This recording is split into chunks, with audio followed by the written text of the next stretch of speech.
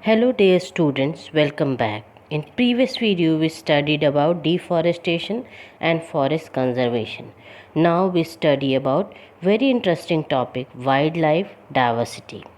In wildlife diversity, three things are included: genetic variation within an area, ecosystem variation within an area, and species variation within an area. Now we'll study about flora and fauna of India. Here flora means plant life and fauna means animals life. India hosts three biodiversity hotspots: the Western Ghats, the Himalayas and the Indo-Burman region. These hotspots have numerous endemic species. The flora of India is one of the richest of the world due to a wide range of climate, topology and environment in the country.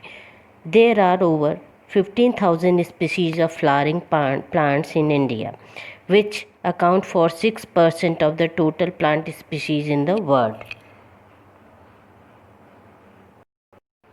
India covers more than 45,000 species of flora, out of which there are several species that are not found anywhere else in the world.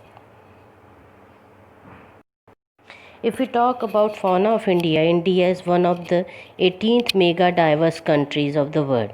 It is named to 7.6 of all mammals, 12.6% of all avians, 6.2% of all reptilian, 4.4 of all amphibians and 11.7% of all fishes species. India is home to several well-known large mammals including the Asian elephants, Bengal tigers, Asiatic lion, leopard, Indian one-horned rhino, etc. Now students, let's talk about wildlife on extinction. When the death of a last surviving animal is beyond doubt, that animal is called extinct wild animal. Today many animals are on verge of extinction. Tigers were found in entire India in last century. Today, tiger is found only in Madhya Pradesh, West Bengal and Himalayan region. Earlier, tigers were found in the forests of Idar, Ambaji and Danta. Today, tiger is totally extinct from the forest of Gujarat. Panther is almost extinct from the forest of India. Many species of birds which were found in the forest of India are now hardly seen.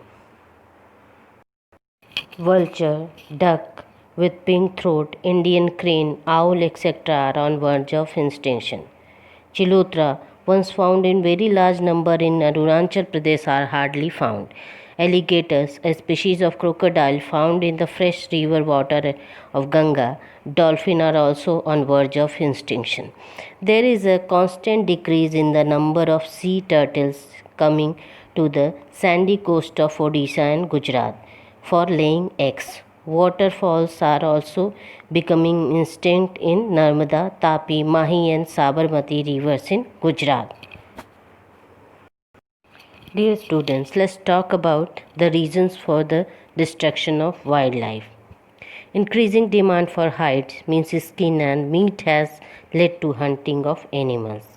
Cutting down of forests has led to the scarcity of food and space that killed many wild animals.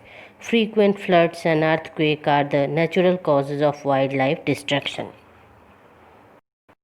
The natural habitats of wild animals are in danger because of human activities in the grassland and the wetlands in the forests.